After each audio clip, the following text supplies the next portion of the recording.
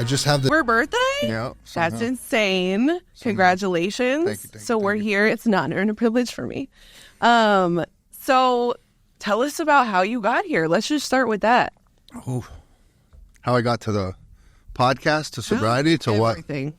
It's been a wild ride. Yeah. Just, how did I get here? Got out of the military, lost my way for a long time, hooked on painkillers, heroin, prison, ended up in Texas eventually, ended up in my 12th treatment center, got sober, and through that discovered running and discovered fitness, and it kind of transformed and put all the pieces of the puzzle together for me. I couldn't get sober to save my life, so I would always address my mental health. I'd try to address my spiritual health, never address my physical health, and once I did, it kind of put all the pieces of the puzzle together for me.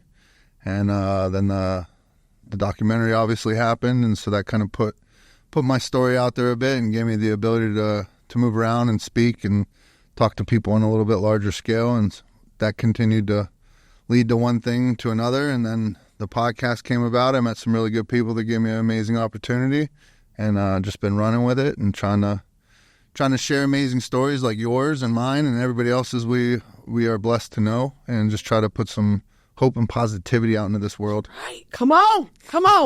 Dude, we're so proud of you. That's crazy. 7 years is a long-ass time. Yes. Did you ever think that was like a possibility for you? No. No. I think like most of us, it was hard to string together a day or 30 days, 60 days. You see somebody getting 7 years up in 7 years. I mean, it's a lot, but it's not shit. Still in the same way, but it's not something I ever thought I'd attain. It's a lot, dude. You see somebody go get a 7-year chip, and you're like, Jesus, man, they've been in this forever. Yeah. But I think the longer we go at this, it's like you get so hung up on your sobriety date or how much time you got, and at the end of the day, we have today. That's it. That's right. And I feel like also once you celebrate the first couple of years, it kind of just like, I don't know, not flies by, but it just is insane. I feel the same way about like every year. I'm like, holy shit, what the hell? Right. What? Another one? I don't know. It's so weird. So why don't you tell us like your backstory? I'm sure people want to know, how you grew up. If they haven't seen the documentary, Yeah. I think that a lot of the stuff was explained in there. But if they haven't, I'm sure a lot of people want to know about you and where you come from and all things like that. So originally from Youngstown, Ohio. My mother was a teacher. My stepfather was a steel worker. And then I have my father, my brothers and sisters up in New York. My stepmom up there. Yeah. So there's the up north connection. Yeah. So I would kind of flip-flop back and forth between them. Was definitely into sports. Sports gave me structure when I was young. And then I got in a car accident my junior year in high school. And that's the moment where you could see my life kind of go left. Lost basketball, lost sports. And so started hanging out with the party crowd and doing all that. And then knew I wasn't heading anywhere fast, and so I ended up getting into the military and did 10 years in the military. I did 6 years in the Air Force, got out for a couple years, and then that's really where that time in between the Air Force and the Army, that was the time where like things started to not get really good. Right. I went back home to Ohio, and just Oxycontin had leveled the area. Mm-hmm. When I left, everybody was doing coke, and when I got back, everyone was doing oxy. And so I started dabbling in that, and I remember how miserable coke used to be. Just endless nights of no sleep and, dry, bloody nose boogers and all that good stuff. That was before I started shooting coke. And then started partying with the oxys. They started getting a hold of me a little bit. And that's when I knew I was like, all right, I got to get back in the military, get some structure back into my life. And so went into the Army, did 4 years in the Army. That's what ended up bringing me to Texas, deployed with the Army, but ended up getting injured as we were getting ready to deploy, and so they had put me on painkillers, and so for me that was just fuel on the fire. And I was legitimately like trying to take them as prescribed at first and all that, but it got a hold of me and it was a wrap. And so let me interrupt you for so prior to you being prescribed, when you went back away because you were like, I need some structure, were you using during that time, or like did that structure kind of ease your addiction thinking in that time and like wanting to party?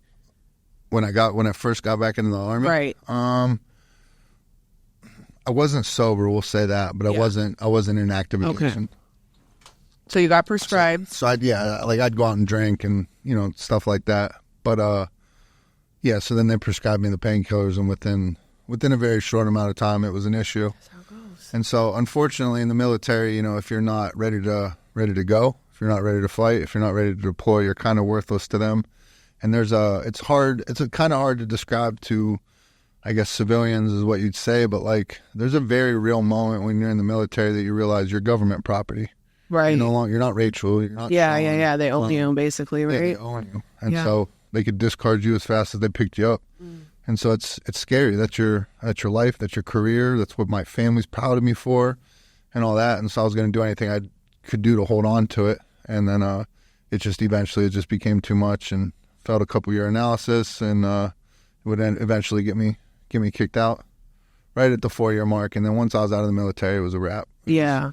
Immediate DUI, or possession arrest for heroin, prison. Not good. Yeah.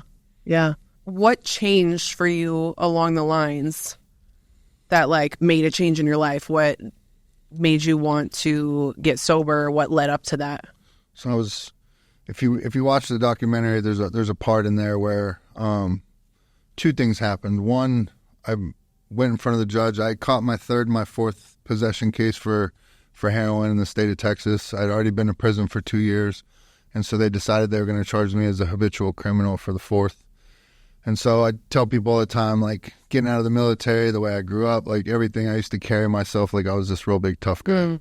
And so I just stood in front of the judge, and he looked me dead in the face and said he didn't see any reason to sentence me to under 20 years, that he would see me on my sentencing day, and that scared the shit out of me. All the tough guy stuff went right out of the window, and so I was like, I got to do something, but I already thought it was a foregone conclusion. I'm going away for 20 years, so it's not like that's what like scared me straight, but it was that moment where it was like, all right, I got to go do 20 years. And so all I can really do at this point is at least try to get sober so I don't go to kick when I go to county. Right. And I can at least have my wits about me as I go into prison.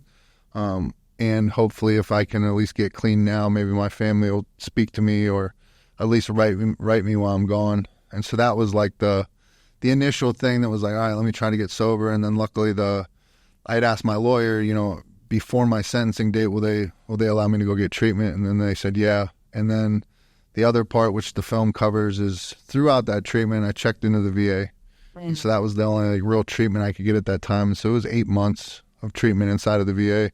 And so for whatever reason, I'm not like a super organized person, but I kept a folder with like every note I took in class, every worksheet they gave us, every meeting I went to, I got something signed, and just like kept this folder for whatever reason. Still don't know why I did it.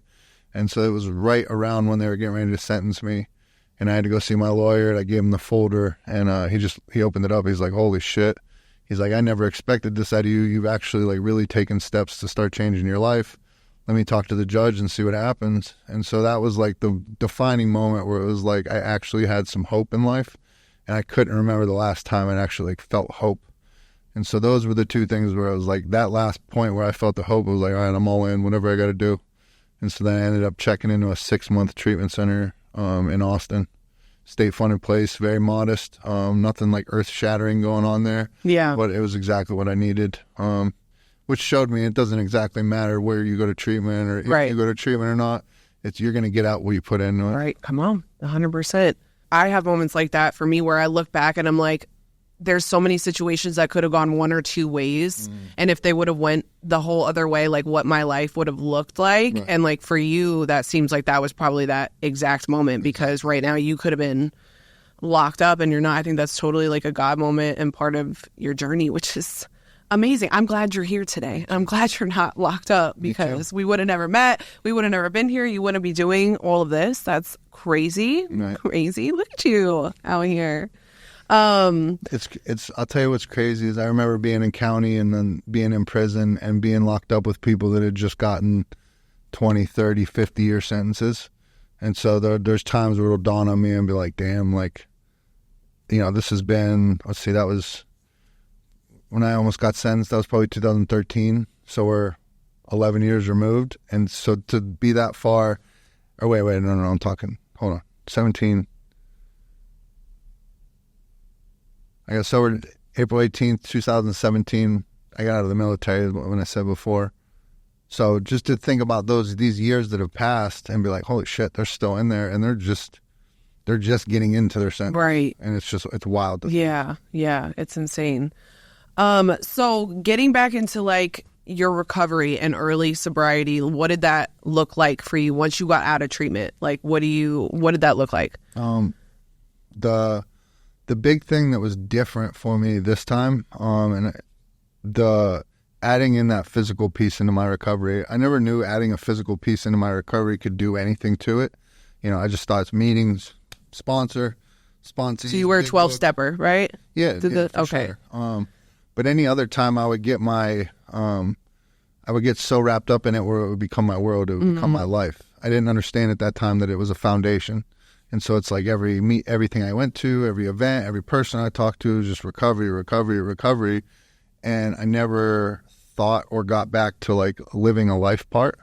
I trapped myself in like a recovery bubble. Yeah. And so, I tried addressing my mental health with medications and therapy and all that. And it helped some, but it wasn't the answer. It wasn't the end all be all. And then I did the program and all that, and it got me sober. It did. But I needed to realize that I needed to build on that and not just sit stagnant within the recovery community, because I don't know how everyone else feels, but the first meeting I went to, I took a look around and was like, I got to do this forever. Yeah. Like, I think I've heard a lot of people say that, and so my outlook on it wasn't hopeful. Not that the program was not hopeful. Right. And so I needed to also find something that like lit a fire up under my ass. And I'm excited to be sober, excited to be alive. And so in treatment, I discovered running, and I was just trying to lose a little bit of weight, and it absolutely transformed my recovery. Got into running, started losing some weight, mentally started feeling better. You got that runner's high? Got the runner's high. I've never felt that in my life. No? No. We got to get you. I can't even do like 2 minutes on the treadmill. I will die. I hate cardio. So it's called the treadmill. The treadmill sucks. You got to get out in the world and like see bad knees. I can't. I got bad hip. I got a hip. I'll get it. Listen, it's not gonna work. I don't think that? I could swim. I feel like cardio wise, but yeah, my knees are. I've done too much getting low and Lil John. Yeah, eating collagen. I take collagen every day, and it's still your knees are still messed up. Yeah, damn. I know. Oh bueno. It's hard out here. I've been dropping down, getting my eagle on too much, and too much in the early 2000s. Yeah, I think that balance of like having a program and being in recovery, because we know so many people that go full in to the meet. I know people that are 50, 60 years old that still go to meetings like every single day, which I think if that works for you, that's amazing. Right. But I also think it's so important to find like that balance, to find that other thing that you're passionate about your recovery, but also there's all these other capabilities that you have and possibilities that you can do to be passionate about and help you find some purpose and stuff. So I think that's really cool. The running thing, I could never do that myself. That's the thing though. I was never a runner. Like, so you just like, I played sports, but but anybody that played sports growing up, like running's punishment. Yeah. If I'm running with a basketball or football, baseball, some type of, ball or whatever in my hand, I'm in trouble. The first time I heard people ran cross country, I'm like, you what? You just run? Excuse me? Like, that's a thing? For fun? Yeah. So it's not anything I thought I would get into, but I started seeing all the benefits that I was getting from it. Yeah. And then like once you do it for a little bit, you actually like you get kind of good at it. You feel strong at it. And so then it's like, all right. And so it was like the perfect thing where it started getting me my confidence back. Yeah. I don't know how anybody else felt, but like I was sober going to meetings and all that, but I didn't have my confidence back. You know what I mean? And I started running races, and I started completing doing longer and longer races. And so it was like, holy shit, like I'm capable of far more than I had given myself credit for, to the point where I'm doing ultra marathons. And it's like, yeah, that's wild. Shit. And it's wild to look around and be like, I'm running against people that have been running their entire life. And here I am, this fucking 4-time felon dope fiend that was kicked out of the military. And I'm hanging with all these people. And it was just a very surreal, but a very like accomplishing feeling, you know? Yeah. What I mean? Yeah. Which I think is big for anybody in early recovery. Like you should put some challenges in your way and like overcome those and understand that you're, you know what I mean? You're worth way more than that. Right. Okay, so with the how did the documentary come about, like when you were doing the running thing? So you started running, you started getting better, started getting your confidence back, right? And then what did it look like? Like, how did they find you for the documentary? So my recovery story isn't anything that we ever heard before. You know, heroin, prison, felonies, the whole nine. We've heard it 1,000 times. We're so used to sitting in rooms that like and telling our stories and hearing other people's stuff that it's nothing to us. But then you get out there amongst regular people and they hear that shit, they're like, "What? Yeah, you what?" And but then they see like, "Oh wait, he has his shit together. He's running ultra marathons," so they start paying attention. So my story started getting out there a little bit amongst the running world, and I did an interview for the Austin Marathon, and so I did that interview and. It just so happened that Lance Armstrong saw the interview, and so then he invited me to come on his podcast. Oh, wow. And so that was like the first thing I had ever done, first time I was in front of a camera. How did that feel when that happened? So scared. You're terrified? Scared as shit. Yeah. And then people have their feelings about Lance Armstrong and all that, and people make mistakes, you know what I mean? But I was honored to go on his podcast. He was amazing to me. I look up to him for what he's accomplished and everything like that. But it was nerve-wracking as shit to sit down across from him and, like trying to catch my breath and speak and all that. And so after that, a director had reached out and he had saw that and asked if I'd be willing to do something on the like larger scale, which I didn't think any of it was real. Like they were talking to me about this documentary. I'm like, fuck it. Yeah. You're gonna film what on me? But it just so happened I was training to run this 100-mile race. And so he's like, all right, dude, we're going to bring the camera crew. We're going to follow you there. We're going to do all this. And I was like, all right. And so then we went and did it. And then, then it became a big thing. That documentary was pretty big. Didn't it get like awards and stuff? Yeah, it won awards in every film festival it was in. It did pretty good. I feel like you like play it down. Even from when Shawn and I met at a funeral, okay? Which was probably a God thing now that I'm looking at it too, because I'm so grateful to have you in my life. And, what a weird place to meet. Yeah. But Shawn was being super secretive about this documentary. He was like, I can't tell anyone. I'm like, you should be so proud of doing that. That's a big thing. Right. Not many people have a whole documentary about like their redemption story and all that. And you like have that on video. Basically, you have all this, proof and just it's helped so many people, right? Too. You said that after you made that, so many people were like coming to you and telling you things and opened you up to like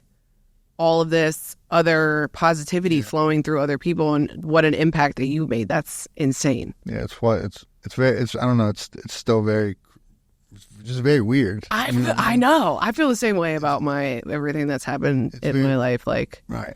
It's weird. You're like, yeah, we definitely connected. Is this real life? Right. Like I just kind of got my shit together and good things started to happen. Right. Like imposter syndrome. Do I deserve it and all that?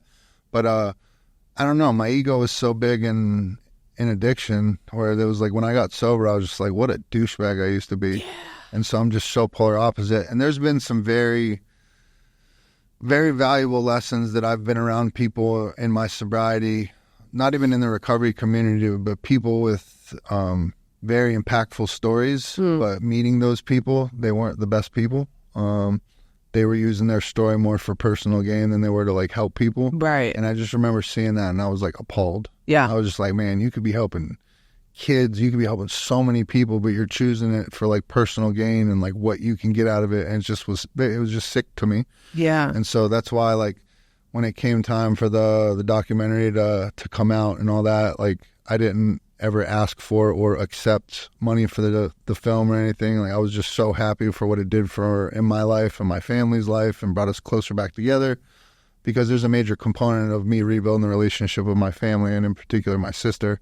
It's not just about me running this race or recovery and all that. And so I just wanted to keep it pure and all that. But I'm a horrible self-promoter. Yeah, we got to work on that. I have a book actually that one of my followers wrote. And it's called Brag Better. Okay. Meredith Feynman. Let's do a little shout out. I'm in the middle of reading it myself because I'm good at really like being goofy and doing all of that. But when it really comes down to like self-promotion, I definitely feel weird. Yeah. Help. And like, thankfully, like you said, like once you start doing the right things, I feel like things just start falling into place. But there's also a certain amount of work that you like, especially with what we're doing, you have to put in, but it still feels a little bit icky to me as well. So I'm going to give you that book. You're going to have to read it after I'm done with it. So we're going to work on that. But the one thing that's kept me going is knowing that it does help people. Right. And so once the trailer first hit the social media, once the documentary first came out, I started getting so many messages from all these people, literally from around the world. And it's like, it's bizarre for this, you know what I mean? Like, this dude to get messages from somebody in Norway, and like the amount of messages I was getting for most of the time weren't even people that it was substance abuse or anything. It was, you know, childhood trauma, mental health, suicide. And it just taught me, like, it showed me the fact that I was willing to take a moment and be vulnerable and talk about my stuff, opened up the floodgates for everybody else. Yeah. And so then that's been like my life's work or life's goal now is like, cool, I have no problem. I'll get in front of all these people and tell them all my deep, dark shit, because now what I was most ashamed of is now what I'm most proud of in life. Right. I mean, because of what I've been able to do since then. Did you have trouble being vulnerable before you got sober? Like, did your ego hold you back from being? Yeah. Okay. For sure. There was a moment where it was a very valuable lesson. And if people have heard this before, I'm sorry, because I've told the story before. But I was at a men's retreat in treatment, and you basically do a fifth step around a fire with all the men that you've been through this weekend's men's retreat with. And there was a guy that had been there before. He was a buddy of mine, and he came up and he slid me a piece of paper, and I opened it. It said brutal honesty. And so he was saying, like, let it all go.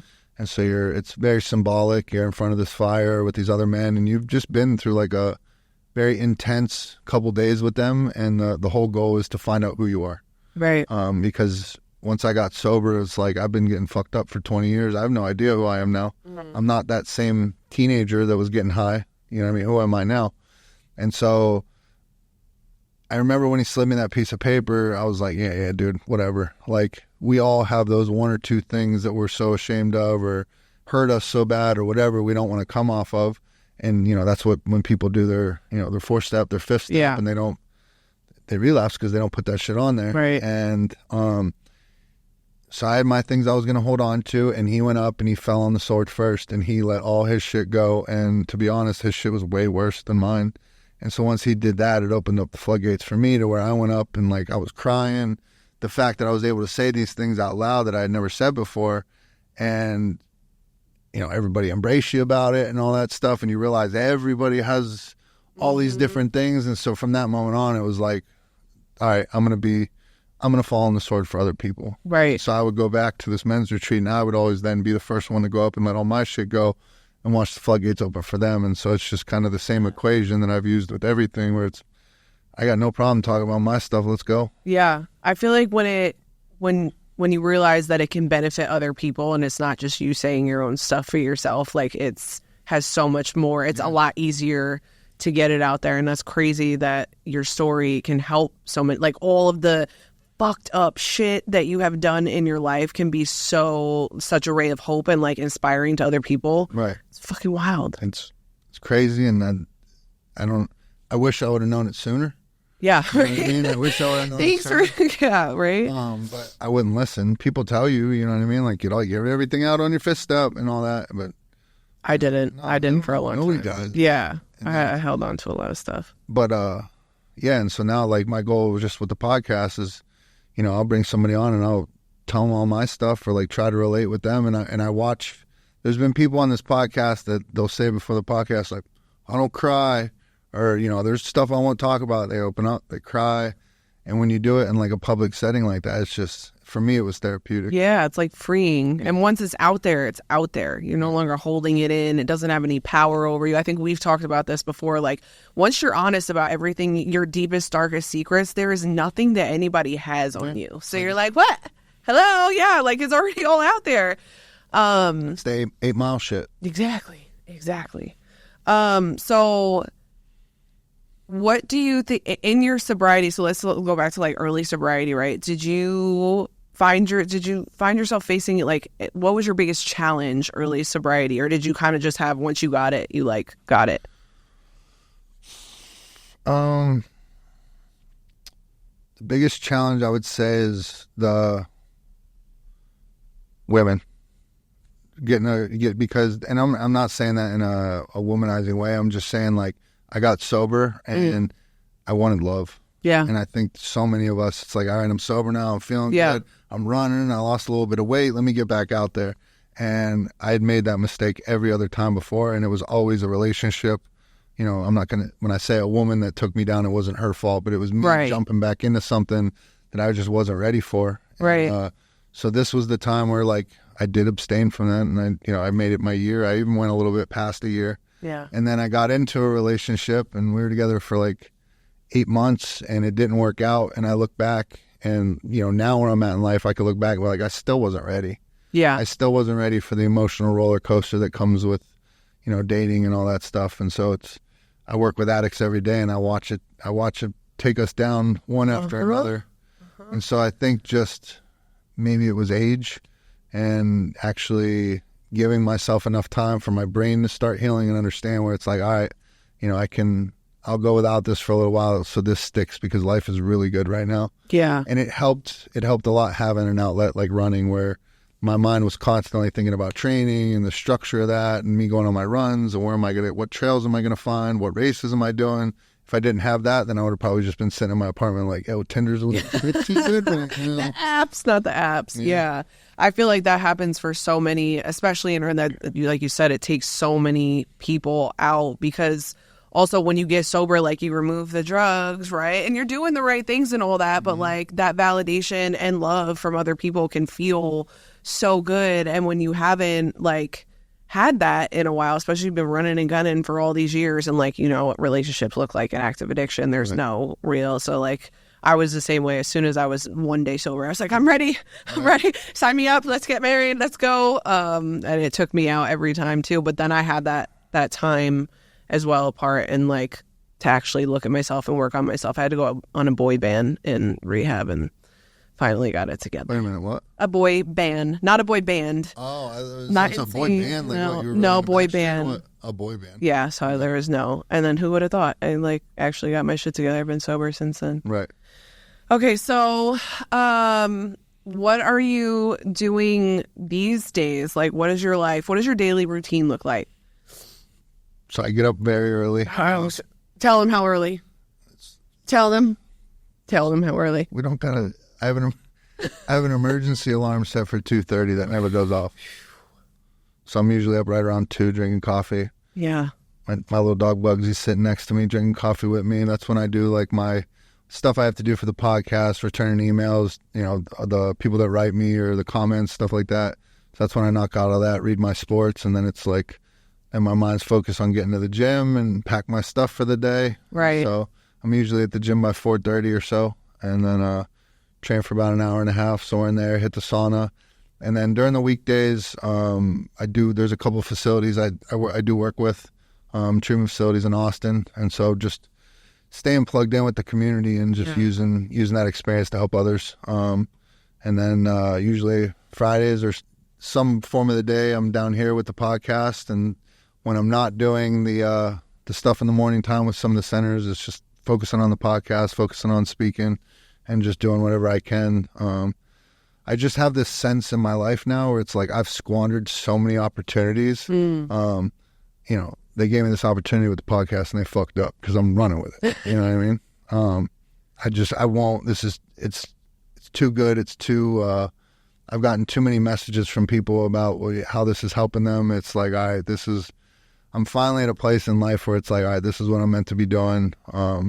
In some form or fashion, I'm on the right path right now, and I'm just going to run with it. Yeah, I think you found your thing. You are killing it with the podcast, and I've seen so many of the episodes, the people that you have on, like, everything just is like the perfect fit, and I just want to say I'm really proud of you. And also this hosting thing is kind of nerve-wracking as well. So this is great. You're meant for this.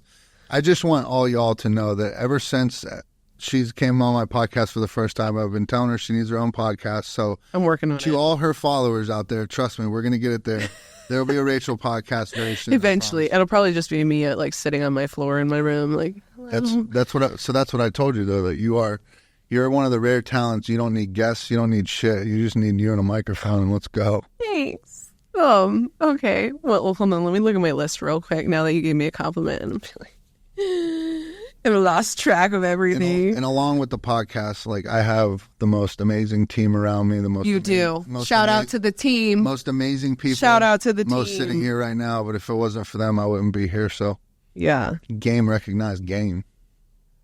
Okay. What role did support from friends, family, or community play in your recovery? I feel like we kind of already talked about this. Do you have anyone in particular who was like a mentor to you in your recovery? Manny. Yeah. First and foremost, Penny Lane. We love Penny. Penny Lane. Anybody that knows me knows the name Penny Lane. Yeah. She's the woman that she saw something in me I didn't see in myself. She got me into running. She pushed me to run distances I didn't know I was capable of. Right. I would not be sitting here if it had not been her. One of my near dear friends to the end. My first sponsor, Shane. Shout out to Shane. We didn't say the last name. I didn't break any. Yeah, I don't know. I don't even know what you're talking about. There's a lot. My boy Russell. I had a lot of amazing, strong men, surround themselves around me and show me the way. Shout out to everybody at Boiled as an Owl. That was my home group. Yeah. And it was all well before COVID, but then COVID hit, and so we ended up meeting, and we started meeting outside in the parking deck during COVID. Yeah. It felt like that's commitment. It sounded like it was like some underground 8 Mile shit. Yeah. Plus everybody could smoke and vape. Oh, perfect. So everyone loved that. It was dope. So did you have like a group of people before you got sober? Like obviously in the army and everything, there is a lot of brotherly love and whatever support going on there, I'm sure. But did you, aside from that, have you ever had like what your relationships look like now? Have you ever had that in the past? Do you feel like that was something that you were lacking? Even regardless of the piece of shit I was when I was an addict, I've always been blessed to have very, very good people want to be in my life. And so I think they saw, even though the addiction was causing me to act like a piece of shit, I do believe, and they've told me that they could still see I was a good person or still see those things. Yeah. And so I've always been blessed to have really good people in my life, but it's just, we know addiction. When I'm doing stuff I know that they wouldn't condone, then I push those people away. Right. But yeah, the military it's a unique. It's funny. I was just talking about this on a previous episode, but the military brotherhood is very unique. I will love every one of those dudes to the day I die. Yeah. A lot of them we don't even speak now. Unfortunately, there's some that definitely keep in touch, and there's some I definitely do talk to, but there's a lot we don't. Yeah. So that's it's a very unique thing. The only thing that I've been able to do since then that kind of would even be close to that is like getting involved with the running community or, the gym community. It's like you have to go through some adversity with people to like form that bond. Right. There's a trauma bonding, they say that like when you're in rehab also, that's why you get so close so fast because you guys are just and then literally you don't talk to those people ever again. Yeah. Your brothers and sisters when you're there, but then oftentimes you don't stay connected. Yeah. So I think that's like what the military was. But yeah, there's people that I've run races with that I've shared countless miles with that I'll be bonded with to the end of time. If you watch the documentary, there's a guy in there, Detroit. He and I will exchange an email maybe once a year. Is that the one that you met did you meet him at the race? In the middle of the race. So right. When you're running ultra marathons, you run so many miles that you're bound to be running the same pace as some other people. Right. And so if you ever run road races or marathons, it's very awkward. Nobody talks and everyone's like locked in and they're running. Yeah. And you're running 26 miles. Like we might as well strike up a conversation and like pass some of this time, right? Right. And these are all like avid runners, so it's not like people are out of breath. And so ultra marathons, you're running even longer distances, so you better be able to strike up a conversation. So I can't tell you how many times total strangers, I'm like, 4-time addict or 4-time felon. As you're running. Wow. But Detroit, we probably shared 50, 60 miles next to each other. Shout out to Detroit for that race, and so like we'll be bonded forever. Yeah, that's like I feel like that's definitely a trauma bond. Yes, for sure, for sure. So all right, those we've got some questions from the followers, the amazing followers. Shout out to the followers. Shout out to everybody. I'll be very vulnerable. I was nervous when number one. You're great at doing the phone thing like that. Yeah. I can do this all day, but there's something with me about putting the phone up and like... See, I'm the opposite. Hey, guys, and doing all that. I just feel super corny. So I did a post, and I was asking... I saw it. You did so good. Followers or people for questions, and I'm like, Jesus, nobody's going to ask questions. And then boom, boom, boom, boom, boom, we started getting questions. I was like, okay. All right. Maybe I'm more likely to do it now that I know. You just gotta walk through that fear. You know what I'm saying? And like I said, if you ever feel really weird, just be a little goofy. Right. I know. Just get a little goofy. Okay. Anyway, sorry, that was a little weird. This question is from Groove 3204. How much of a part did distance running training play a role in your recovery? Very good question. Shout out to him. Shout out to Groove 3204. He messages me all the time. He's a big runner right now. He's going through a lot of the same things that I was going through then. Running played a very big part. I needed to find something that was going to light a fire up under my ass. Something that made me excited to be alive. I didn't mean for it to be running. It just happened that way. But it became an inspiration and a passion. And so I'll say that it was very, very good for me to have, number one, something that was filling up quite a bit of my time, running all these miles and training and races. It played a huge part in community for me because, like I said before, I get trapped in the recovery bubble, right? So I'm hanging out with all recovery people thinking I can't be around regular, everyday, normal people. Right. And then I get around all these amazing, healthy individuals that are running races and vibrant, living life, coming from all different walks of life. I was like, oh, wait. They're not getting fucked up. I can hang out with them. And so community-wise, it was impacting my life exponentially. Right. And then just the physical act of running and what it did for my mental health and physical appearance. Like I say all the time, I felt like everybody operates up here. And then when I got sober, I was still operating here. Like I was just dumbed down. I wasn't sharp. I wasn't witty. I just lost it all. And then I started running and it brought it like right back. So it played a very important part, but the one cautionary part I'll say is it can't be your end-all, be-all. Right. Somebody posed a question to me, and they're like, well, what if you get injured? And I was like, oof. That's a deep, yeah. So it can't be like, I'll have a lot of guys now sit there and be like, bro, I just need to get in the gym, work out, I'm going to be good. And I'm like, gotta have something else, right? What happens when you tear your pec and you can't lift for months? What are you going to do? Yeah. And so it's like, it's a tool. You have to use it as a tool. Right. Yeah. And I think when you were talking about how through running, you met all of these different walks of life of people and like how there's such a misconception, I think, in the rooms and in recovery that like you can only hang out with other sober people. Like you can't do this and you can't do that. And I think that a lot of people don't realize that you are limitless. Once you are sober and you are actually like your life is changing and you're doing the healing and you're doing the things, you can do whatever you want. So I think that was really cool that you said that too. All right.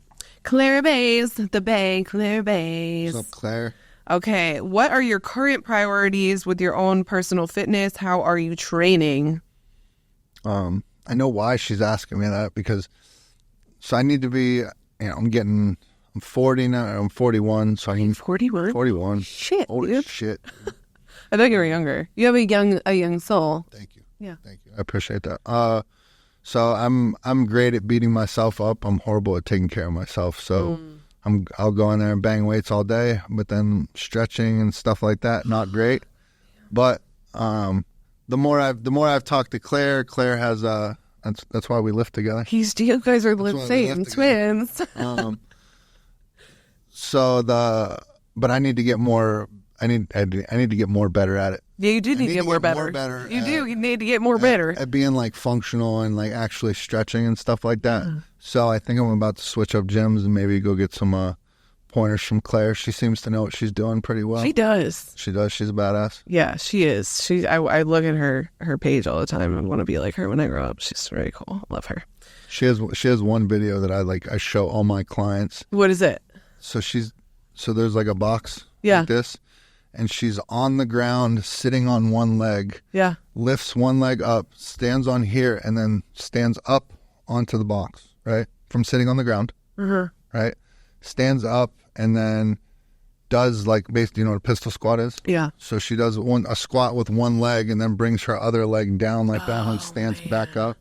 That's insane. I showed it to Johnny and another one of our friends in the gym, and my other friend was like, "Oh, I could do that easy." And then he went and tried to start doing it, and I was like, "Bro, you look ridiculous." Dude, that's my toxic trait, is seeing something online like that. Like, I'll see something and I'm like, I can literally do that. Meanwhile, I'm like sitting on my couch eating like 24 string cheese. Right. I'm like, oh, that looks so easy. I could definitely do that. I know enough about myself to know that I can't do that. So, I love but I want to be able to do that because, you know, it was cool for a while, like seeing how much muscle I could put on and stuff. Yeah. It's like making up for lost time. And so it's like, I didn't do this at all when I should have been doing it. And so now let's see what I could do.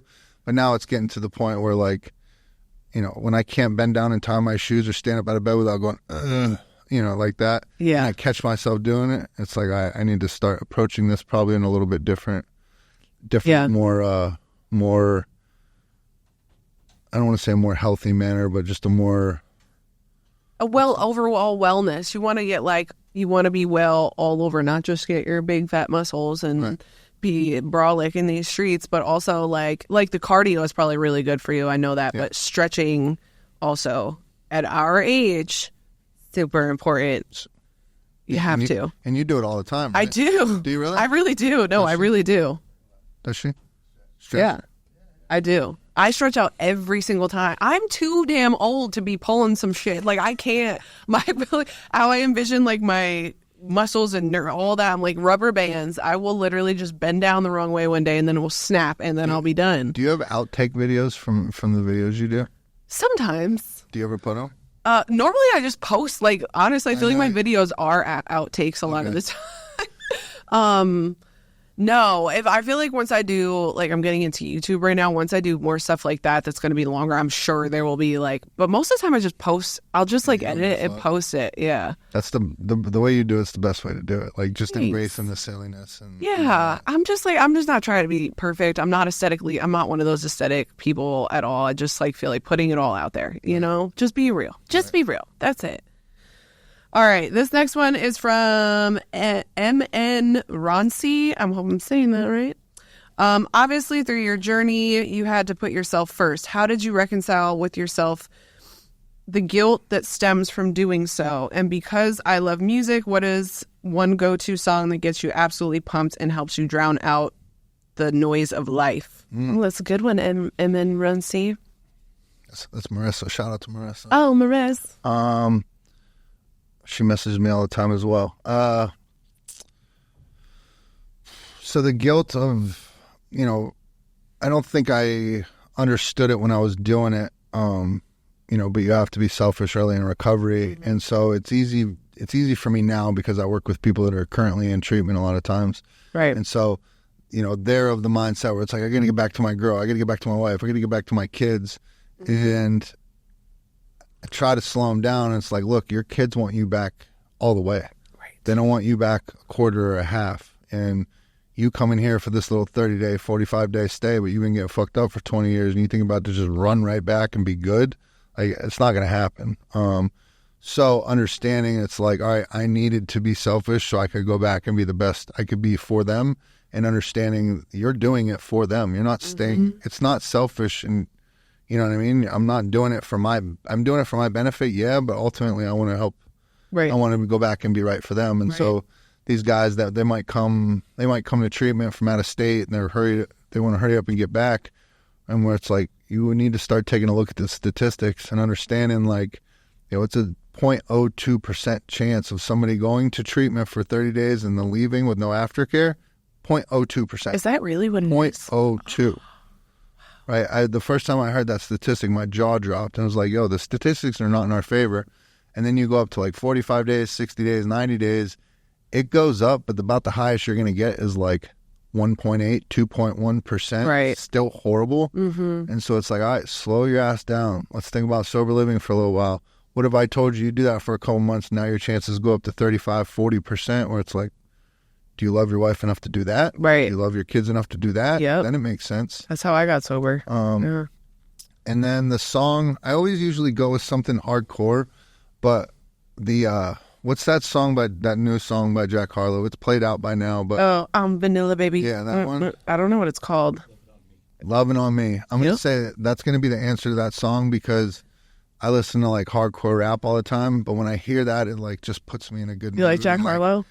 I don't know that I like Jack Harlow because that's the only song I might know, but that song is catchy and I hear it and you got to bop to it. Yeah. I remember I was walking on my illustrious one semester in college that I tried to do.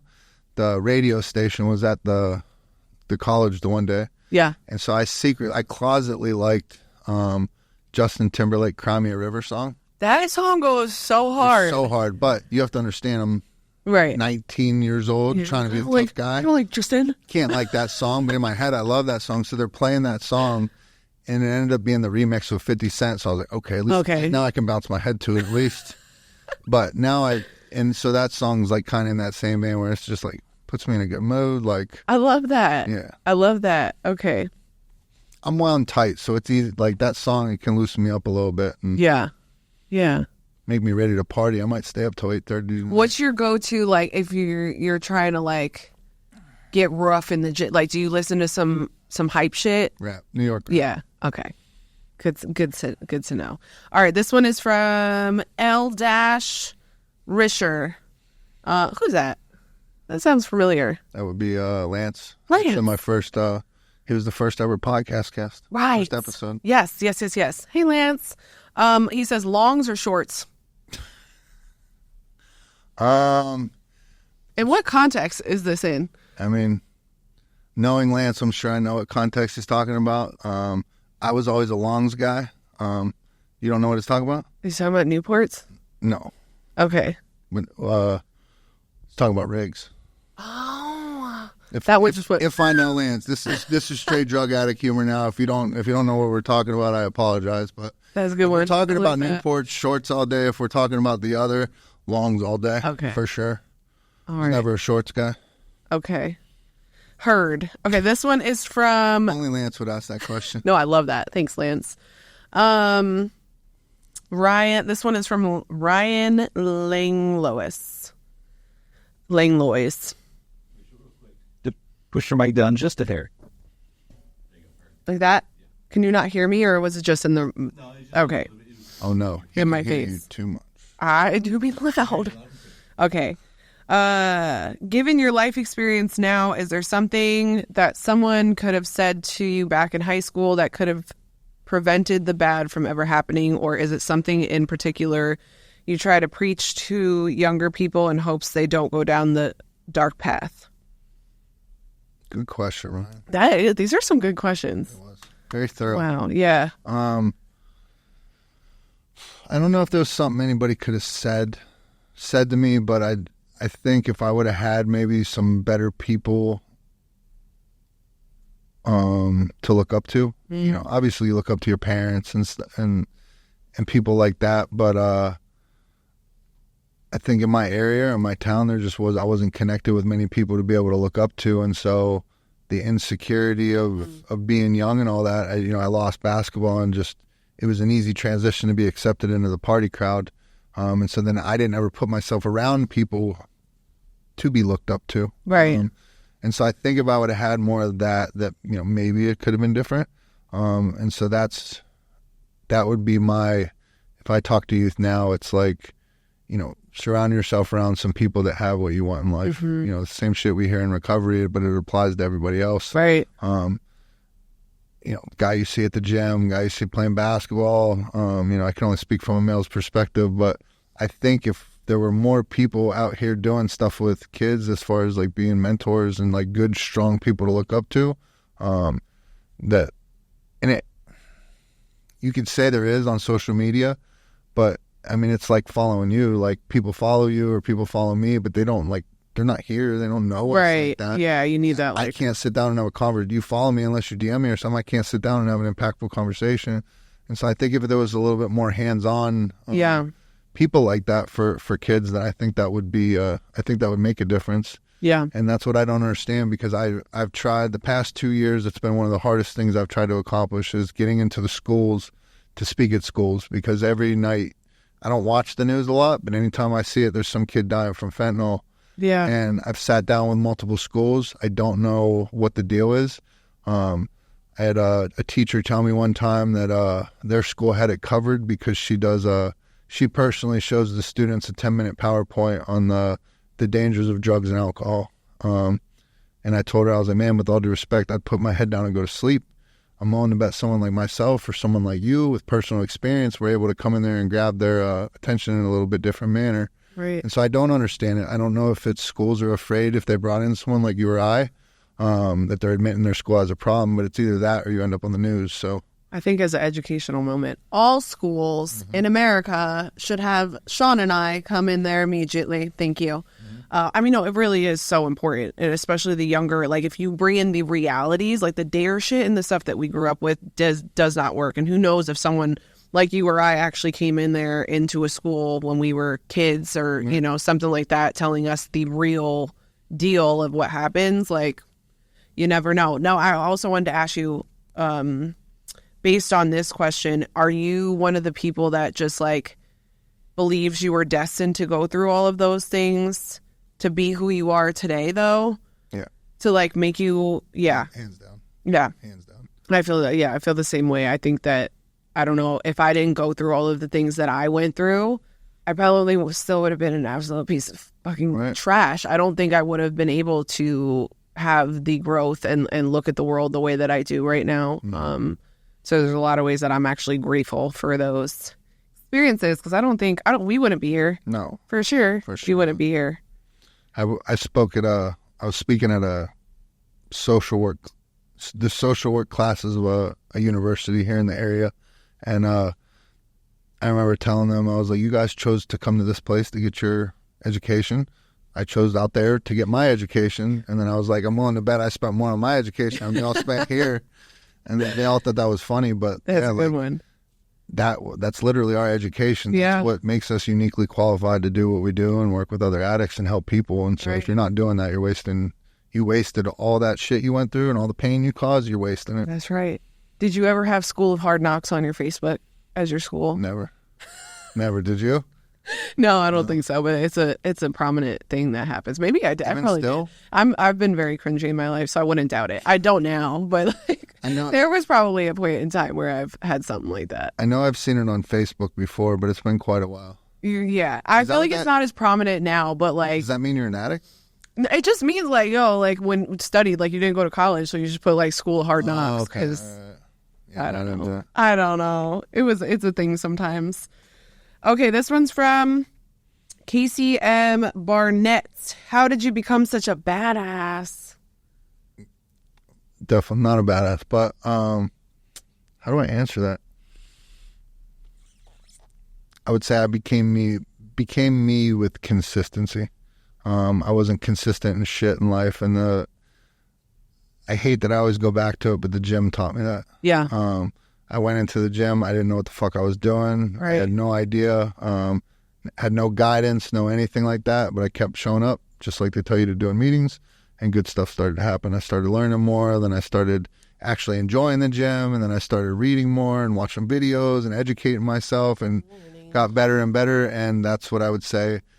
I tell people before, running got me back to being me after I got sober. It's like now I feel like me, but the gym turned me into who I was supposed to be. That makes sense. Was that good? That went hard. That was a good Really? That was a good one. Yeah. Have you ever heard like when people go in the gym and they're like, I don't just lift weights, the weights lift me? No. Have you ever heard that? No. I heard it somewhere. I thought that was really good. But that was I feel like you should put that on a t-shirt. So. Okay. Yep. Note 2. So. Yeah. Okay. The weights lift me, Shawn, next time you go to the gym. I don't lift weights, so the weights lift. The thing meant so. Yeah. Direct eye contact in a whisper voice. I don't lift the weights. Yeah. The weights lift me. Yeah. And then just walk away. Yeah. And you're like, what the fuck Yep, was that's that? it. Walk away, never to return. Okay. This one is from Jamie Jam 24. Okay. Question is, in your experience, in your opinion or experience, how successful can... Okay, let me preface by... Jamie Jam 24 wrote in about a situation. She has friends that are married with a 5-year-old, and they went to treatment and left treatment and are trying to portray that they don't need treatment or meetings, and they are just drinking.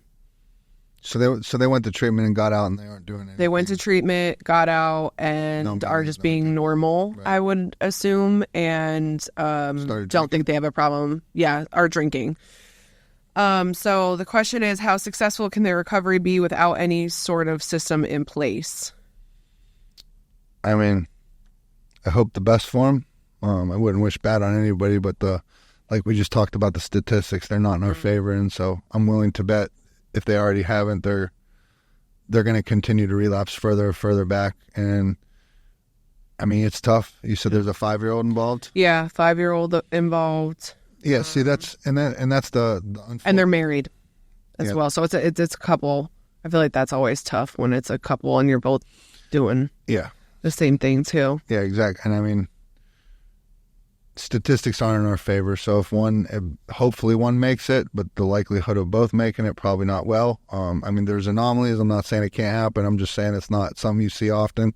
And then, you have a child involved. And so, I don't know what their circumstances are, but the odds are not in their favor. And so if maybe they're lucky, number one, they have to become willing. If they're not willing to go get the help they need, it's never going to work, and they're just going to continue this. And unfortunately, the one that's going to suffer the most is the child. And so if you are blessed maybe with the opportunity of having a mother or a father or a close family person that you might be able for the child to stay with for a while, and then you both go get the help you need, that would be ideal. But it's a wild move to... I think a lot of us have played the game where it's like, oh, I'm a drug addict. I'm not an alcoholic, so I can drink. Yeah. I can drink for a little bit. And anybody that's been in any length of sobriety knows it doesn't go well ever. Yeah. So, yeah, I don't... As a friend, Jamie, as far as being able to support, it's a tough thing because you're dealing with somebody's life. And so, like, I'll have a lot of parents ask me, like, what do I do about my son or daughter? And I can only speak from my experience. I needed to have every single person in my life that meant something cut me off.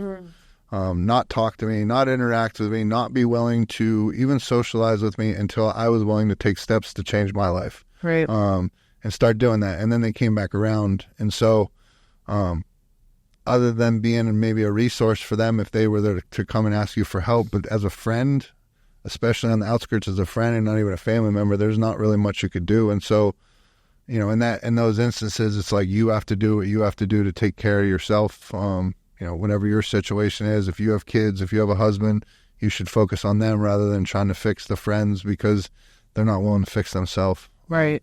And again, I hope them the best. I hope it works out. But every red flag you just said right there, not working a program when you're getting out, going back to drinking, like I'd be willing to bet they're already deeper than that. Yeah. Well, hopefully they will get to, a point where they either hit a bottom or they hit some epiphany where they're like, okay, this is actually a problem. Because we all live in that delusion. As addicts, I know I lived in that delusion, especially around drinking for so long. Mm-hmm. So hopefully at some point they will hit that. But so she said, as a friend, what can we do? Wellness check or just pop in on them? What would you recommend? But obviously, what you just said, wellness check, pop in on them. But it's not going to do anything if they don't.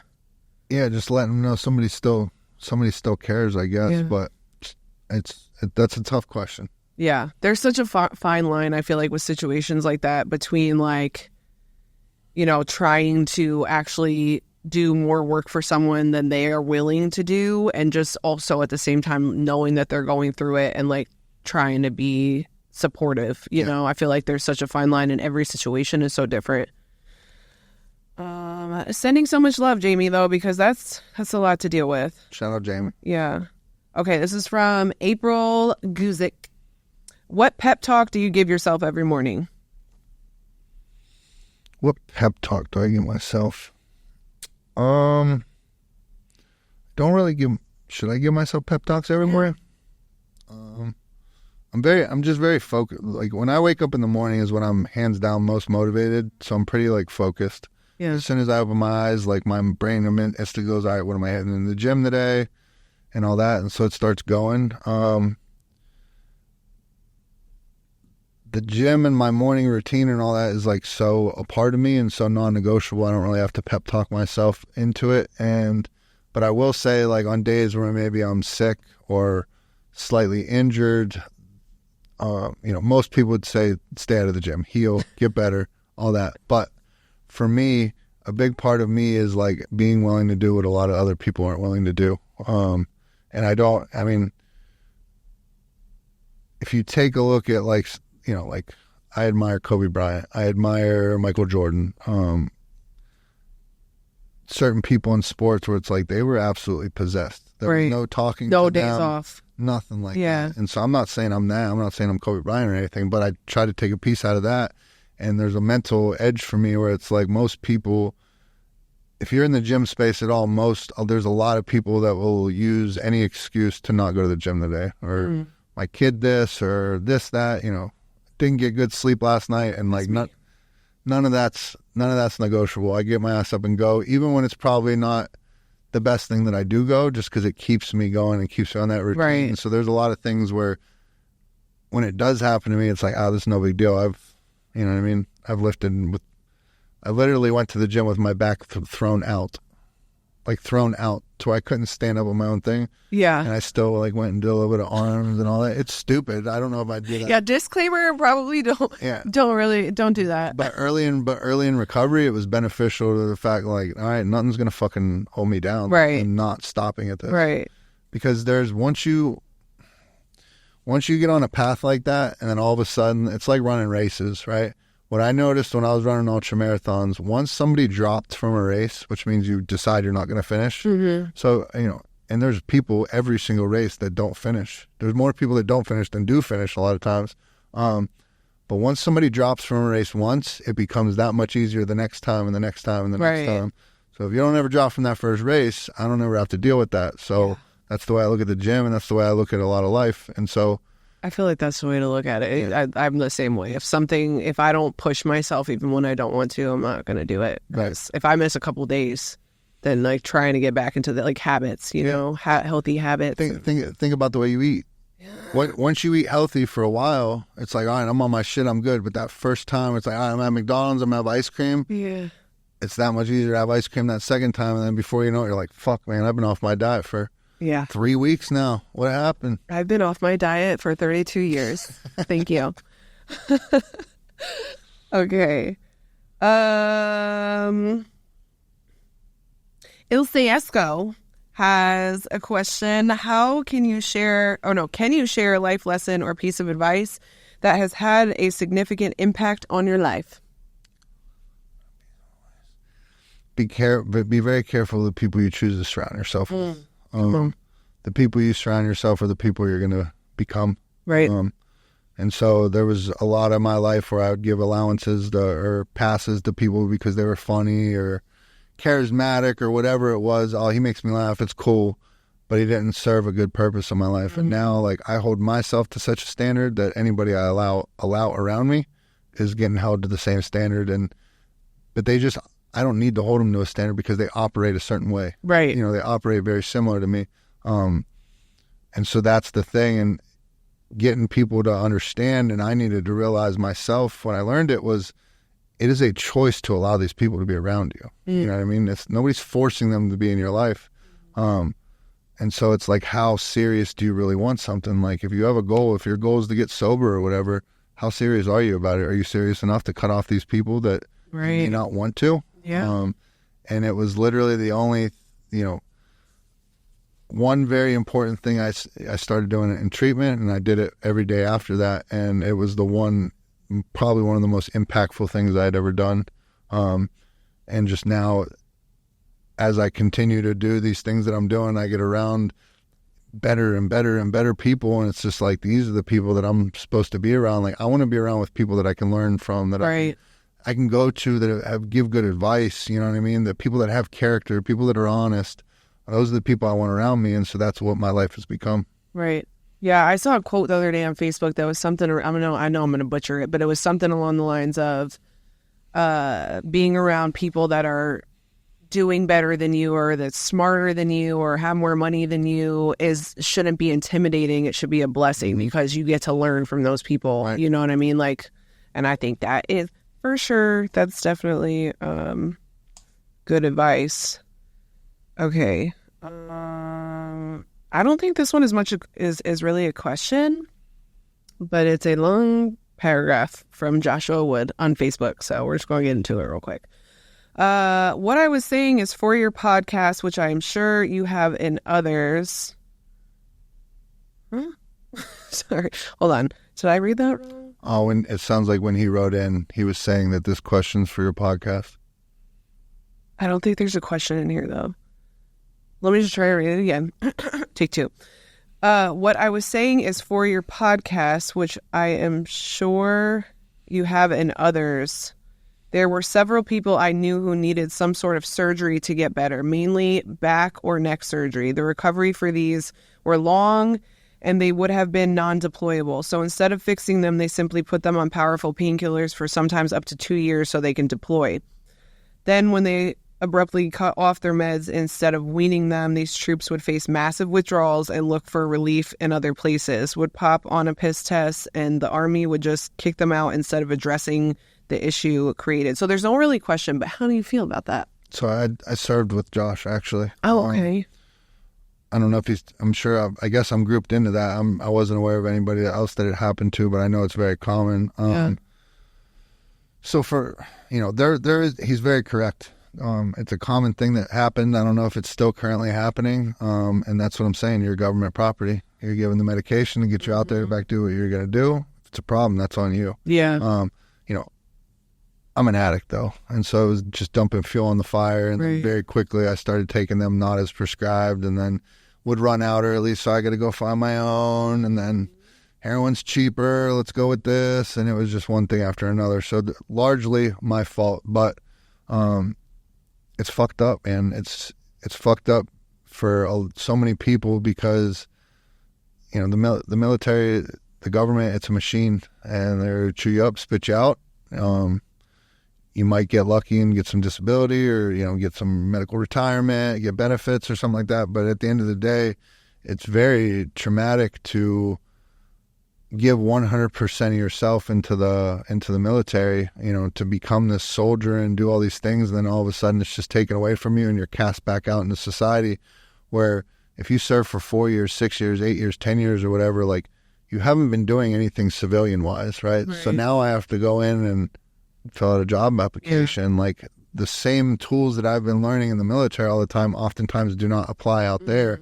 And so it's fucked up. It's traumatic. To anybody else that happens to, I definitely suggest finding good people to be around, finding an outlet like I did with running, whatever it is with you. That's what I would say to those people, is just try to. I didn't know it was the equation for success for me. I kind of stumbled in upon it all, but it works. Find something you're passionate about, something you can, push your energy into, and find the good people to do it with, and good things happen. Yeah.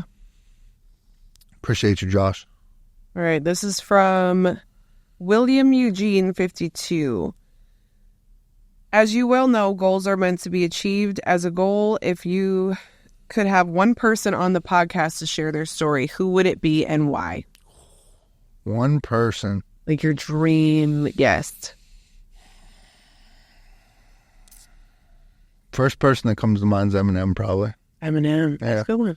And he's saying, from what he said about it being a goal, like, Eminem doesn't do a whole lot of, he's not on a bunch of podcasts. Right. I think the only one I've ever seen him on is Mike Tyson. Oh, I haven't even seen that one. Yeah. I think he was on there. So yeah, that would be my goal. If there's a goal to work towards, it's like I'm gonna get the motherfucker that doesn't go on podcast to come on my podcast. Yeah. And just the fact he's also in recovery and Right. It fits well. I can't fathom what his fucking story's like. I know. It's got to be wild. I don't even think any of us really, besides like watching 8 Mile and like, you know, listening to his music, I don't think anyone really actually like knows. No. You know, that's a good one. Okay. This is from Anonymous. How did the documentary 100 Miles to Redemption come about? I think we... Oh, yeah, we covered that already. earlier. Yeah, should we just... Rewind the podcast, Anonymous. Okay. How do you stay motivated and focused on your goals during challenging times?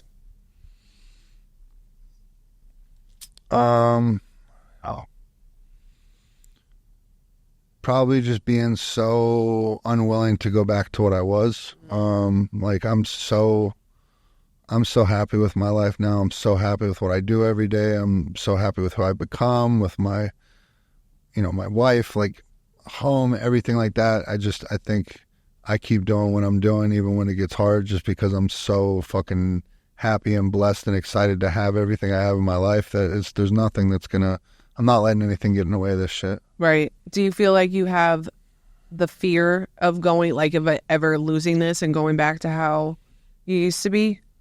Getting fucked up? Yeah.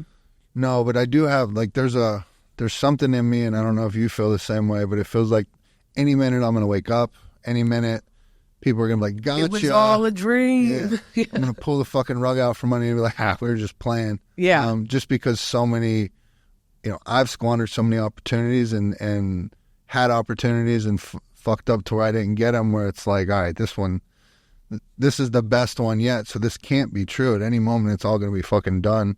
Yeah. But, you know, I felt like that with the documentary the whole way. So the documentary was tough because they would film and then they would go into editing for months. Yeah. So I didn't hear from them. So you saw him like, it's like fucking they lied. happening. Like they got me all gassed up for it and all that. But I mean, it happened. And so all I know is I just keep trying to help people, just keep putting good energy out in the world, and good things keep happening. Yeah, that's the truth, for real.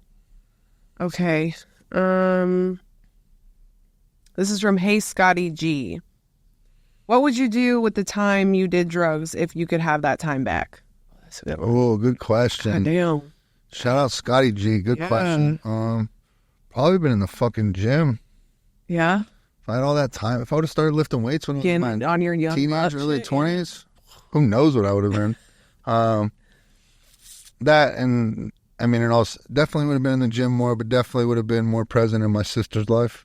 All my brothers and my sisters. I was just like I'm the oldest brother, and I'm just like, it was an absentee brother. Yeah. I was gone with sports all the time. I was gone with the military all the time. I was gone in prison, gone to rehabs, gone getting fucked up. And so there's like, I don't have kids. And so there's so much of my life that I've missed with them. And so, you know, I make it a point now, like me and my brothers get on a call every Sunday and FaceTime, trying to get them to come down, get them on the podcast one day. Yeah. But just definitely be more present in my sister Kelly and, you know, my sister Samantha, Thomas, Cody, like be more present in their lives for sure. Shout out to the whole fam. Shout out. Love you guys. Okay. How do you define success and what does it look like to you? I don't fucking know. ChatGPT going hard. ChatGPT? That's ChatGPT? No, I just assumed that. We're going to have to edit that out because they're going to think all the questions are ChatGPT. No. Yeah, chop it out. Those are all legitimately from real followers. This is from me. Let's go ahead and ask that again. Okay. How do you define success? Oh, it's from Ilse? Yeah. Okay. And I thought I wasn't supposed to say her name every single time. You don't have to. Just keep reading. Like, you're doing perfect, just like you're doing. Because she's already had about like 5, I think, so far. So all right, cut and... Okay. How do you define success and what does it look like to you? I got no idea. I'll let you know if I ever figure it out. I feel like you're living it, brother. How do you define success?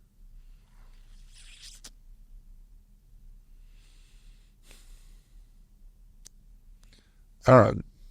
Joe Rogan said on his podcast one time, when you make enough money that you don't have to worry about your bills, you know you've made it.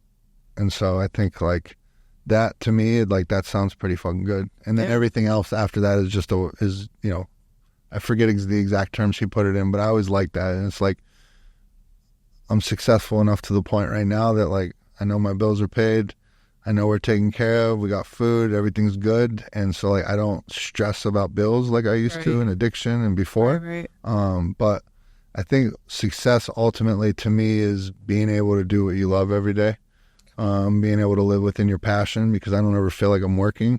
So that's what success feels. That's my version of success. I agree 100%. I love that. What's the saying? Do what you love and you'll never work a day in your life or whatever. That's so fucking true. It's so corny, but it's so true. And work for yourself so you ain't got to fucking answer anybody. Come on. Okay. How do you balance your personal life, career, and podcasting endeavors? This man is a busy man. I think that early riser, waking up at 2:30 in the morning. Yeah, but I also go to bed at 6:30 at night. How do I juggle it all? It's tough. Like, that's probably one of the more difficult things in my life, especially, being married, having a relationship. My wife and I just went to a point where, we had to sit down and have like a very, very serious talk, and I needed to come to a realization where it's like, my wife works from home, and so she's just kind of turning the computer all day. And so when I come home, she's excited and wants to talk. Well, right. My day-to-day is like giving myself to people all day long. I'm sitting there talking with clients, and they're talking with people, taking phone calls, emails, Zoom meetings, this and that, doing the podcast, talking with guests, so it's like talk. Mm-hmm. So I would get home, and then when I get home, I just want to like shut my brain off and veg out for a while, and that's not fair to her. And I didn't even realize that I was doing that. And so it's like she was almost getting a shell of me, where it's like, no, she deserves the best part. And the rest of the world, there's got to be a give and take there. Right. So that's understanding that like I need to have a cutoff time when I go home. Like, I'm done. Phone goes up a couple hours before bed. This is the quality time I give to her. And then just having my priorities straight and being honest with my priorities. Right. So I do work with treatment centers. I had to sit down and have an honest conversation with them. Be like, hey, right now I'm pursuing speaking and the podcast stuff. That's my primary thing. There might be a time where I need to miss the day or this or that. And they were all cool with it. Yeah. And so the old me would have never had that conversation and would have just been like, oh, sorry, can't make it in today. Do what you want to do. But so it's amazing what happens when you go be transparent and honest with everybody. Yeah, 100%. Okay. This is from Chloe. Did you ever think it would be possible for you to get clean? I'd say it's 50-50. There was part of me that was like, this is it. You know, I'll do this till I'm dead. But then there was also part of me where it was like, I think the cockiness in me at the time was like, man, I could stop this whenever I want. Anytime. There's going to be a day where I'm going to be successful. There's going to be a day with this. But then I go back, like, I don't know when that fucking day is, though. That's a tough question. Yeah. Ultimately, I think I knew eventually that I could come out of it. Thank God I did. Yeah, thank God. I always thought this shit was going to take me. I didn't think it was possible until it was, until it was. What was the moment for you? Like, when did you know it was possible? I think once every time I went to treatment, I really thought it was possible. But I was like so good at being I was so good at being in there and doing the things that I was supposed to do kind of while I was in there. Actually, no, I wasn't all the time. But I really believed it while I was in there. And then as soon as I was out, it was just like that powerlessness and like everything would come back. So I don't think I didn't realize until I finally got it. And I still sometimes I'm like, what the fuck? There's no way. Like, I'm like, there's no way. 6 years in, there's no way. So like, just like you said about like waking up or like being like you're on punk, sometimes it just feels like I'm going to wake up from a dream. Cause I'm like, I really didn't think it was going to be a thing for me. I tried so many times. That's why I think long-term treatment was the answer for me. 100%. I needed it because I would believe I'd go in and do 30 days or 60 days, whatever it was. And I believed wholeheartedly, like, I'm in this, I'm doing it and all that. But as soon as I lost that structure, once I got out, it was a fucking wrap. Yeah. And so like that long-term treatment just gave me structure for that long to where it almost became like, all right, this is just how I operate. I got my daily routine down. And then I got very lucky by discovering running, so it took up a lot of my time. But when I got out of treatment, life was very, very simple. I went and I ran my miles. I went and got groceries. watched a lot of Joe Rogan and shit like that. But like, it was very simple. Went to my meetings, but it wasn't this like, I didn't. There wasn't a million things going on. Luckily, like I kept it very basic and simple, and it worked. Well, that's how you have to do that. I did the same thing, and when I was in rehab this time around, because I was going to go back to New York. When I was in rehab this time around, they were like, you need more time. And that how you explained it before is very similar. How they explained it to me is like, you can do 30 days now, go home, and the chances are against you. Like, there's a good chance you will relapse. Or you can stay now and get this done. Yeah. And then, because I was like, I got to get back to my kid. And it's like, well, your kid's not going to have a mom if you continue this like cycle of like not doing what you need to do. And I ended up staying in Austin. And it's just so crazy how as soon as you start listening to people and like not doing your own shit, like it works. But yeah. Right. Okay. What message do you hope to send to your audience through your podcast and social media?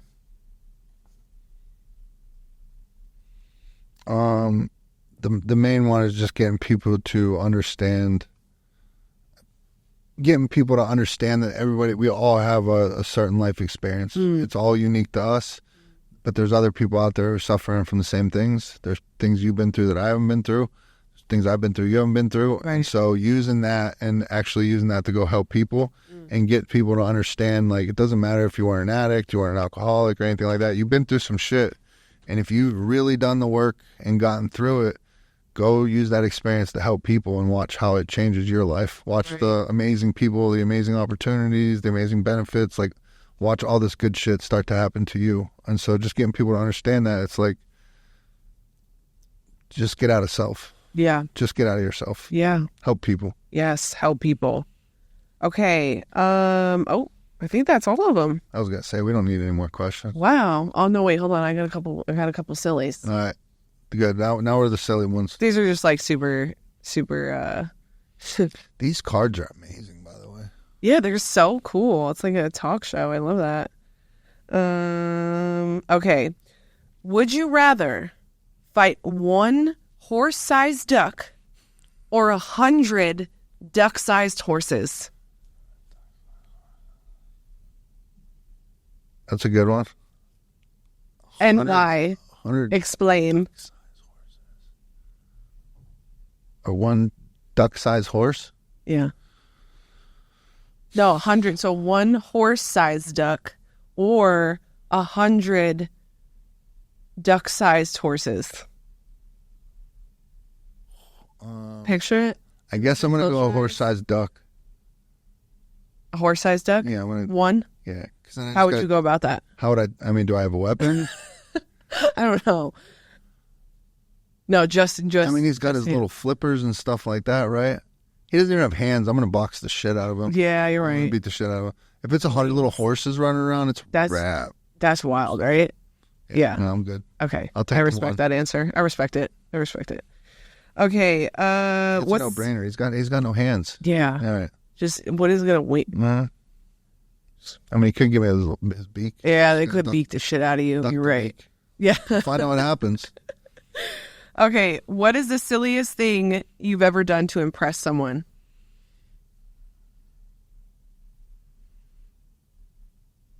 Silliest thing I've ever... I remember when I was young, we were playing pool, and I had a basketball jersey on. This is so stupid. We were playing pool, and I was acting like I was stretching, but just so I could flex like that. And then she busted me out. She's like, "Are you flexing right now?" And I was You're like, no. no, not at all. I was probably 15 years old trying to impress a girl and did that. Yeah. We all do stuff like Yeah. that. Okay. And I didn't lift back then at all. I have no idea what I had was flexing. arms. I was just like, yeah, I'm wearing a basketball jersey. I'm jacked right now. Arms, dude. Look at these.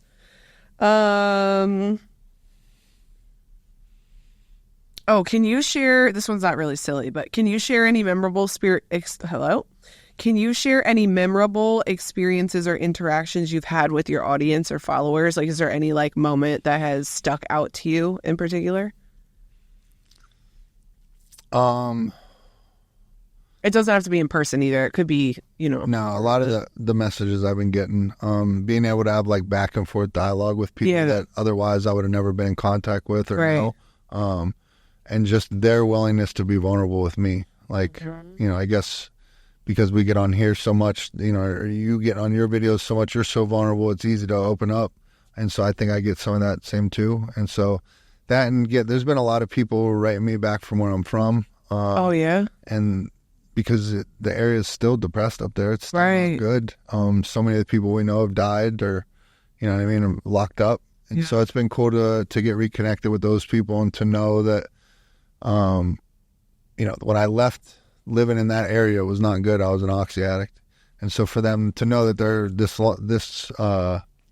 this deep in the game, that they're still paying attention to whatever I'm doing and know I'm doing well, that's been very cool. But honestly, just being able to connect through social media and stuff like that has been really cool. People reaching out and talking about their stuff with me. Yeah, I love that. Okay. And the first time I saw one of my shirts in the wild. In the wild? I saw a dude in the gym was wearing one of my shirts. Really? Yeah. What? Did you know him? No. That's crazy. Wait, have you told this story before? No. Like, you're just in the gym. Yeah. It's that scene. You're in the gym and you just saw a dude wearing one of your shirts. Wearing one of the shirts. Did you ask him? Did you talk to him? No. Shawn. He didn't talk to me. He saw me. Oh my God.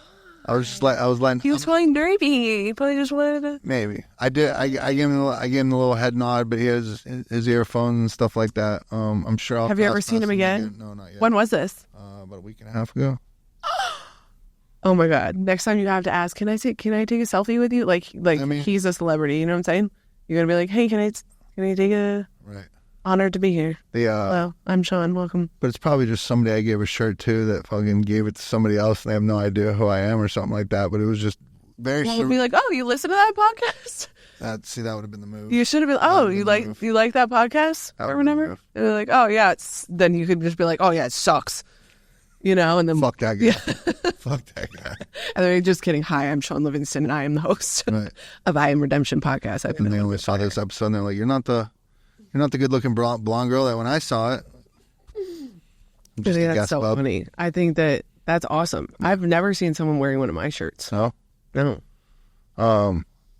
There's a new social media platform that one of my a new social media platform, but they like vet anybody that can post on there. So like not anybody can can go. So like an exclusive?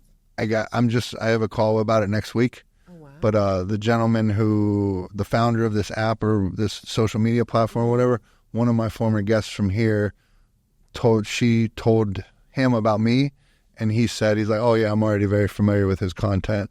And I was like, and this is a dude in another state or whatever. Yeah. And so to hear that is like, how the fuck do they see my shit? No, it's crazy to learn like when you're making waves and stuff, and that's so cool. I mean, I'm so curious about this exclusive app. We'll talk after. Okay. Yeah. I don't want to ruin anything. Down low. I always hate when I watch podcasts and they do that too. They're like, I'll tell you off air. I'm like, you motherfucker, talk about it now. Okay. What's a skill or hobby you've always wanted to learn but haven't yet? Yoga? Dude, you should just get in the yoga. Like, does Claire do yoga? I'm sure. You should go to yoga and also vlog it. See, I like where your mind's at. That it'll be straight comedy. But I'm just saying, the first class may be comedy, but watch like 6 months from now, and then you take a vlog from like your first time, and then if you continuously do that, you'll be like doing handstands and pretzel dives and whatever, doggy, not that down. What is it? I just want to be able to stretch. So I guess Well, yoga is the best thing, and it's like, I don't know if you're into meditation and stuff, but you got to do a lot of breathing. I'm bad at that too. So that's probably make your weaknesses your strengths. Know what I'm saying? That's right, brother. Okay, how much wood would a woodchuck chuck if a woodchuck could chuck wood? 3. I knew it. Okay, that's all I got for questions. Do you want to touch on anything else? That was great. If he could feature on any rap song as himself, as an artist, delivering a verse, what rap song would it be? If you could feature yourself, if he could feature On an already made song, you're gonna have to like re-ask this question. okay, if you yourself could be featured on any rap song, what would it be?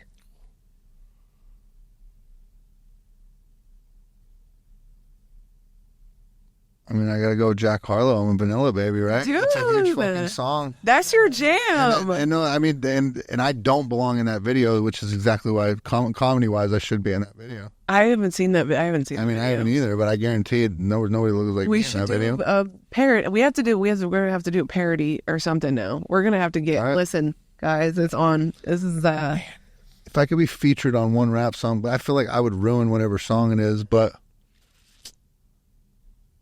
let's say Wu-Tang Triumph. Ooh. There's 9 of them. Even if I have a trash verse, it's lost in there. Nobody will know. We'll go with Wu-Tang Triumph. I like that. Okay, is there anything else? Oh, actually, before we said, how do you feel about being 7 years sober? Like, how do you feel today? Just any answer I give right now is going to be very corny, The corny's okay. but it's true. I Yeah. feel blessed. I'm very happy. I'm very blessed, but I'm still very like hungry doing what I'm doing. It's like, it sounds, I remember getting to like 6 months or a year sober, and I'm like, I got it figured out. I'm good to go. Right. And I look back and I'm like, oh, I'm still dumb. And then just every year goes past and I look back, I was like, oh, I was still making dumb decisions, but they become less and less and less and less. And so now it's like, I feel like I just like, not at 7 years, but just at the point in my life I'm at, I just feel like I just started living life. I'm married. I got a dog. We go on vacations. I do a podcast. I work. I help people. And it's like, finally, this is life. Like, I'm living a life. And so that's where I feel. But 7 years is 7 years. Well, I'm not gonna let you downplay it because that's a big fucking deal, and you should be very proud of yourself and look at all the stuff that you're doing and the people that you're helping. And you're doing really big things, and I'm super honored to be here to be able to do this today. I'm honored to have you. Thank you. You were made to be a podcast host, so I don't know about that, but we took a poll with the team. You were I was the top one. Who was number 2? You were the unanimous gal. There were. I don't want anybody to get upset, so we're gonna keep Hodgepodge. We'll keep the Fuck top you, five out there. Hodgepodge. Just kidding. I'll tell you who you guys are. Just yeah. No, but seriously, thank you so much. You bring a comedic and a light to this set that we don't normally have. The worst thing I hear is when someone will be talking to me about the podcast and I'll be like, "Oh yeah, your episodes are so heavy," and I'm like, "It's supposed to be inspirational. Like, you must have stopped listening halfway through," because I always try to end it positive. But yeah, without the test, there's no testimony. So we got to get. Come on. Damn, you're just out here with the gems today. What's going on? I stole that from Mike Tyson, but I'd say I used it a lot. Love Mike Tyson. He's good. Yeah. He just stopped doing his podcast. I didn't know he had a podcast. Hot Boxing with Mike Tyson. Yeah. But he just announced the end of it. I don't know if it's because of the fight or what, but excited for that fight. Excited. Mike Tyson will be up on my list too to get on here. Yeah. one day. Yeah. Well, if that ever happens, please invite me to. We'll do. I want to meet him so bad. We'll do. So the way that we like to wrap up this podcast is you are going to tell us some I am statements about you. So what are you feeling today? Let's hear it. I am statements about me. I'm lucky. I'm a husband. Yeah. I am blessed. And I'm fucking excited.